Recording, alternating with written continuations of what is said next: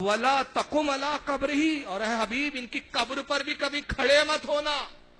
नमाज पढ़ना तो बहुत दूर की बात है, ये मनुष्य तो इस लायक नहीं कि मरने के बाद इनकी कब्र के पास खड़े हो। मुझे बताओ ये इतने बदतरीन कि इनकी कब्र के पास खड़ा होना जायज नहीं, तो जब ये जिंदा हो तो इनकी सोबत में बैठना कैसे जायज होगा। कहा आइंदा भी इनकी कब्र पे भी ना खड़े होना। अब मैं चैलेंज करता हूं इन वहाबियों को, तुम कहते हो कि हुजूर ने तो मुनाफिक भी पढ़ ली, तो हम मुनाफिक सही, दिल में गुंजाइश रखो, हमारे पीछे तुम नमाज पढ़ लो, हमें तुम्हारे पीछे पढ़ने दो। तो अगर तुम सच्चे हो तो एक ऐसी रिवायत, ज़ईफ से ज़ईफ भी रिवायत बता दो कि इस आयत के बाद, इस आयत के नुज़ूल के बाद रसूलुल्लाह ने किसी मुनाफिक की नमाज जनाजा पढ़ाई हो, बता दो। नहीं, बल्कि इसके बाद क्या किया रसूलुल्लाह ने मालूम है? जाओ तबरानी माजिमुल औसत उठाओ, तफसीर कबीर उठाओ, तफसीर खासीन उठाओ, सारी किताबें उठा के देखो। फिर सूरह तौबा की एक आयत नाज़िल हुई जिसका मफहूम ये अल्लाह ने फरमाया हबीब अन करीब ये दोहरे अजाब में मुब्तला होंगे। तो नबी पाक जुमे के दिन खड़े हुए, ये सलूक किया रसूल ने। उसके बाद अब जुमे में खड़े हुए और खड़े होने के बाद खुतबा इरशाद फरमाया, और दौरान खुतबा एक एक मुनाफिक की तरफ देखा। मस्जिद में मुनाफिक भी बैठे हुए, सारे मुनाफिक बैठे मस्जिद नबवी में। उन्होंने फरमाया या फुला इब्ने फुला कौम, है फुला इब्ने फुला खड़े हो, फखरुज फाइन्ना का मुनाफिक, चल बाहर निकल, तू मुनाफिक है, निकल मस्जिद से बाहर। ए फुला इब्ने फुला कौम, खड़े हो, फखरुज चल बाहर निकल, फाइन्ना का मुनाफिक, तू मुनाफिक है। सहाबा कहते हैं कसम खुदा की रसूलुल्लाह एक एक शख्स का नाम लेकर खड़े करते। और अल बिदाया व निहाया में इब्ने कसीर ने बड़ी तफसील से लिखा है रिवायत। और अल बिदाया व निहाया का जो मुसन्निफ इब्ने कसीर है, इन्हीं की जमात का गुरु घंटाल है, बहुत मानते हैं ये लोग। हम तो खामोशी इख्तियार करते हैं उनके बारे में, लेकिन ये लोग अपना बुजुर्ग को पेशा मानते। अल बिदाया में लिखते हैं कि बास साहबा कराम खड़े हुए और वो इस इंतजार में कि मेरे कबीले के मुनाफिकों का नाम ले तो आज मौका है कि अपनी पूरी जो है भड़ास निकाल लूं। हजरत अबू अय्यूब अंसारी रदी अल्लाह ताला ने उनके कबीले के मुनाफिक का नाम लिया। हुजूर ने उनके कबीले के कुछ मुनाफिकों का फलाक उठ उठ उठ उठ, जैसे वो खड़े हुए हजरत अबू अय्यूब आए, उनकी दाढ़ियां पकड़ के खींचने लगे, चलो निकलो कमीन के बच्चों बाहर, चलो जाओ इब्ने कसीर की अल बिदाया देख लो। दाढ़ी पकड़ के निकाला, उसमें एक साहबी जिनका नाम अबू मोहम्मद है, वो खड़े हुए और देख रहे कि मेरे कबीले के मुनाफिकों का नंबर कब आता है। आज सब हुजूर निकाल रहे एक एक को।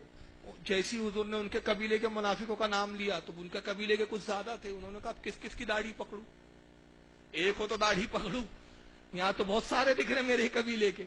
तो खड़े हुए उन्होंने अपना इमामा खोला और दो चार की गर्दन में ऐसा लपेटा और पीछे से सर पे टप्पू मारते थे, निकल खबीस के बच्चों निकलो। सहाबा कराम ने ऐसे जलील करके निकाला। मुल्ला अली कारी मिरकात शरह मिशकात में फरमाते हैं 700 मुनाफिकों को हुजूर ने उस दिन निकाला है। कितने मुनाफिकों को? 700 मुनाफिक। ये मुनाफिक बड़े पक्के नमाजी होते, इसका भी वाला एक दूसरे के लिए गुंजाइश रखो, नमाज पढ़ने दो, गुस्ताखी कर रहे करने दो, लेकिन नमाज मत छोड़ने दो हमें। तो उन्होंने क्या किया, जब मस्जिद से बाहर निकल गए तो हज़रत उमर इत्तेफाक से उस दिन लेट आए, ताखिर हो गई थी। जब ये 700 लोगों को देखा, टोपी वाले, इमामे वाले, और कुछ औरतें भी थी उसमें, 60 के करीब औरतें थी, मुल्ला अली कारी के थे, औरतों को भी बाहर भगाया। हज़रत उमर रोने लगे, उन्हें लगा मेरा जुम्मा छूट गया, नमाज खत्म हो गई आज, क्योंकि सारी जमात निकल रही है। जब पहुंचे रोते हुए कि आज जुमे की नमाज छूट गई मुझसे, देखा तो रसूलुल्लाह खुतबा इरशाद फरमा रहे थे, तो खुश हो गए कि चलो जुमा भी बाकी है। आप खामोशी से बैठ गए। खुतबा जब खत्म हुआ तो एक सहाबी से पूछते अपने पड़ोस के जो बाजू थे, कहा कि क्या बात है, ये बगैर नमाज पढ़े भाग गए? तो उन्होंने कहा उमर भागे नहीं है, आज मुसलमानों के लिए खुशी अजीम है, मसर्रत का मकाम है, हुजूर ने आज सारे मुनाफिकों को निकाल दिया और वो हुआ जो तुम चाहते थे। हज़रत उमर यही चाहते थे, निकाल दिया। और अल्लाह ने अपने हबीब पर यह आयत नाजिल की, सूरह तौबा की, ऐ हबीब अन करीब अल्लाह इन्हें दोहरा अजाब देगा। तो ऐ उमर पहला अजाब तो हम देख चुके कि जिन मुस्तफा सल्लल्लाहु अलैहि वसल्लम ने रुसवा करके निकाला है, और दूसरा अजाब अन करीब कब्र में खुद देख लेंगे।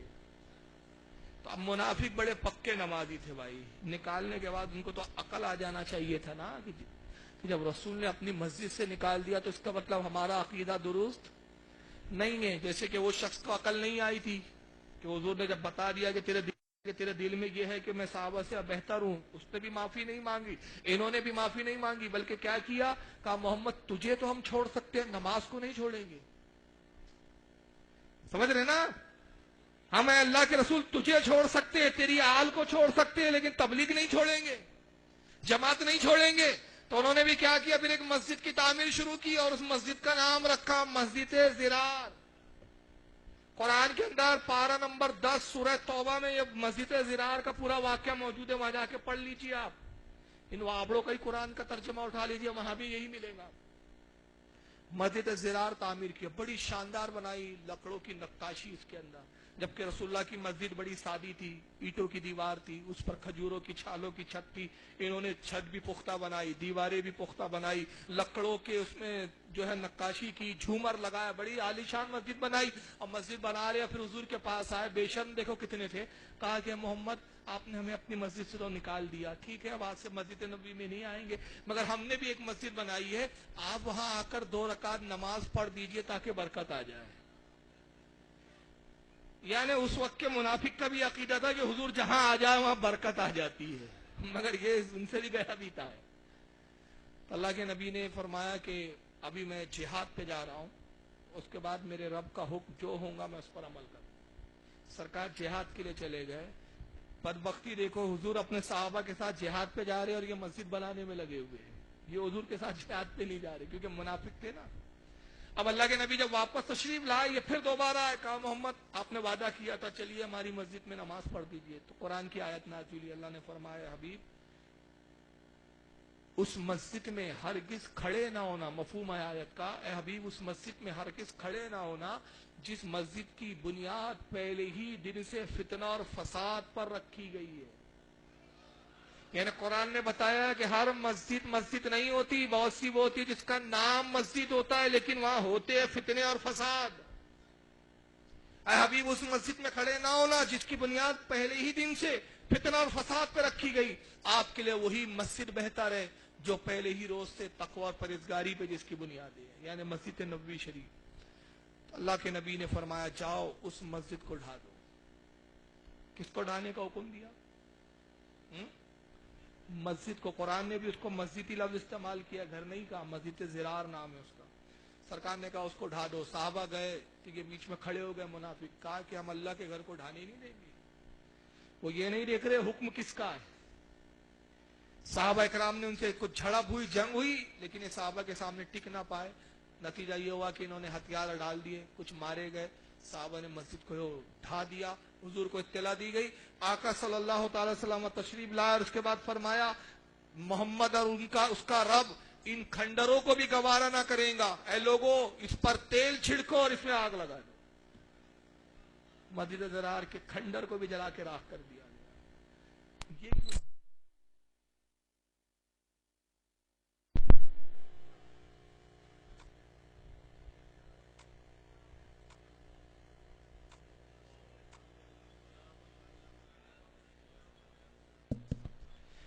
لیکن یہ پوری نہیں بتائیں گا. وجہ کیا ہے؟ اسلام کا ایک پہلو بتاتے ہیں اور دوسرا پہلو چھپاتے ہیں. جس دن یہ وہابی پورا پہلو بتائیں گے ان کے عقیدے کی دھجیاں اڑ جائیں گی. ان کا عقیدہ کتنا باطل ہے یہ عوام کے سامنے خود ظاہر ہو جائے گا. لیکن آئیے, میں نے تمہید یہ شروع کی تھی, یہ ضمناً میں نے بات کی کہ یہ دوگلا فرقہ ہے, اور ان کے دوگلے پن کا حال کیا ہے پتا ہے؟ میں نہیں کہتا, خود انہی کا بھائی ایک ہے جو اہل حدیث جماعت کا ہے, وہ خود گواہی دے رہا ہے کہ یہ اتنے دوگلے ہوتے ہیں کہ اپنا باطل عقیدہ چھپاتے ہیں, دکھاتے کچھ اور ہیں. یہ میں نہیں کہتا, میں کہوں گا تب الزام ہوں گا ان کے گرو, انہی کے بھائی لوگ جو اہل حدیث کہلاتے ہیں, اور دونوں فرقے عبد الوہاب نجدی کو ماننے والے ہیں. وہ خود کیا کہتا ہے, مولوی معراج ربانی کی یہ ویڈیو سن لیجئے, وہ خود کیا بیان دیتا ہے, ذرا سنیے. اور ایک اور بنیادی فرق ہے. ارے کہاں چلے گئے بھائی؟ اور ایک اور بنیادی فرق ہے, اور وہ بنیادی فرق دیوبندی اور بریلوی میں یہ ہے کہ بریلوی جو بھی بات کہتا ہے عقیدے کی ہو یا مذہب کی ہو یا مسلک کی ہو یا صوفیوں کی باتیں ہوں یا عقیدوں کی باتیں ہوں یا یہ تمام سب باتیں جو ہیں وہ ڈنگے کی چوٹ پر کہتا ہے. بریلوی جو بھی کہتا یا کرتا یا لکھتا ہے وہ ڈنڈے کی چوٹ پر دنیا کے سامنے بیان کرتا ہے، اپنے مسلک عقیدے سلسلے تصوف کا وہ اعلان کرتا ہے۔ مگر دیوبندی اور بریلوی میں یہی ایک اور بنیادی فرق یہ ہے کہ دیوبندی حضرات یہی سب کچھ کرتے ہیں، لیکن سب پردے کی آڑ میں کرتے ہیں۔ سب کس کی آڑ میں کرتے ہیں؟ پردے کی آڑ میں کرتے ہیں۔ بظاہر وہ بریلویوں کو تانے دیتے ہیں اور انہیں قبوری کہتے ہیں اور انہیں مشرک اور بدعتی کہتے ہیں اور انہیں نیاز اور فاتح کرنے والا کہتے ہیں، لیکن بباطن یہی لوگ اپنی کتابوں کے اندر اپنے اندرونی طور پر آپس میں یہ لوگ جو ہے وہی کام کرتے ہیں، لیکن یہ اپنی کتابوں میں یہ تمام سب لکھتے ہیں، عوام کے سامنے یہ باتیں بیان نہیں کرتے۔ لیکن پردے کی آڑ میں یہ لوگ آپس میں مفاہمت اور آپس میں دوستی کے ہاتھ بڑھانے کی بہت کوششیں کر رہے ہیں، دونوں ملنے کی کوشش کر رہے ہیں۔ حنفی دیوبندی جو ہیں ان کی بہت کوشش ہے بریلویوں کو منا لیں دنا لیں تاکہ یہ ایک ہو جائیں، لیکن بریلوی ان کو تو منہ بھی نہیں لگاتا۔ یہ تو اگر مسجد میں گھس جائیں تو انہیں مسجدیں دھلواتا ہے بریلوی، بہت دور بھاگتا ہے دیوبندیوں، وہابیوں سے تو بات ہی نہیں کرتے، کہتے یہ لوگ تو کھرے لوگ ہیں، اسے تو چھوڑو، یہ تو کھلے کافر ہیں، سیدھے کہتے ہیں۔ لیکن دیوبندیوں کو یہ کہتے ہیں یہ چوہے ہیں، چوہوں کی طرح دلوں کے اندر گھس کر کے اور اس طرح جڑیں کاٹتے ہیں، جیسے مملکت عربیہ کے اندر سعودی عربیہ کے اندر ہمارے ملکوں کے بہت گھس آئے ہوئے چوہے موجود ہیں، یہاں بھی چوہے موجود ہیں۔ یہ شیر بن کر کے میدان میں نہیں آتے ہیں، یہ چوہوں کی طرح قطر قطر کاٹتے ہیں یہ لوگ، سمجھ رہے ہیں؟ جہاں موقع ملتا ہے اور جہاں نہیں ملا وہاں بلوں میں گھس جاتے ہیں۔ ہاں ہاں ہم بھی وہی تم بھی وہی، سب کچھ ہم بھی موحد تم بھی موحد، لیکن یہ منافق ہے دراصل۔ غلط کہنے کا مطلب یہ ہے۔ اب ان کا بھائی خود کہہ رہا ہے بریلی وہ ہے جو اپنا عقیدہ ٹانکے کی چوڑ پہ، اور یہ چوہے ہیں اندر کچھ باہر کچھ، اندر کتریں گے تو وہی ہمیں آنے دو، ہمیں رہنے دو، ہم ملنے دو۔ لیکن یاد رکھیے اللہ کے رسول نے ہمیں بتا دیا کہ میری سیرت کے دو پہلو ہے۔